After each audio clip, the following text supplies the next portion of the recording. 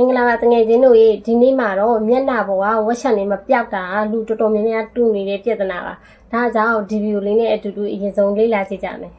สิ่งที่ทำให้สิวไม่หายสักทีถ้าคุณเป็นสิวอยู่แล้วสิวไม่หายสักทีคุณยังดื่มนมขนมปังขนมเค้กคุกกี้เบเกอรี่เนยชีสเค้กช็อกโกแลตโยเกิร์ตไอศครีม ช็อกโกแลตคุกกี้ไอศครีมโยเกิร์ตทำให้เกิดสิวโดยตรงอันที่สองคือการที่คุณกินขนมจะมีแป้งสาลีอยู่ในนั้นลองลดดูอันที่สามคือนอนดึกพื้นฐานที่ทำให้ร่างกายเกิดการอักเสบเกิดการปะทุของสิวได้ง่ายนั่นก็คือการนอนดึกดังนั้นถ้าคุณเป็นสิวอยู่แล้วและสิว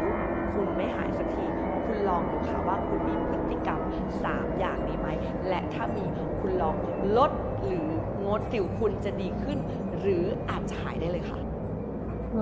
ဒါဒီဗီဒီယိုထဲမှာပြပြထားတာတော့ကိုကဒီ၃မျိုးကိုလုံးနေသေးတယ်ဆိုရင်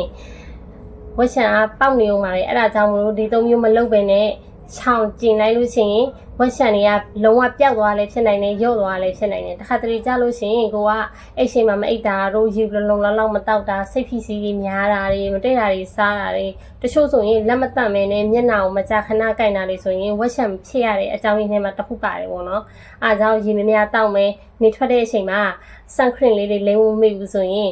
လုံးဝဝက်ရှန်တွေမပေါက်ဝင်နေဖြစ်သွားနိုင်တယ်ပေါ့နော်အားကြောင့်မို့လို့ဒီဗီဒီယိုလေးကကို့အတွက်တန်ဖိုးရှိရဆိုရင်ဝက်ရှန်ဖြစ်နေတဲ့သူကို share ပေးလိုက်ပါနောက်ဗီဒီယိုလေးမှာထပ်ပြီးတွေ့ကြပါမယ်ရှင်အားလုံးကျေးဇူးတင်ပါတယ်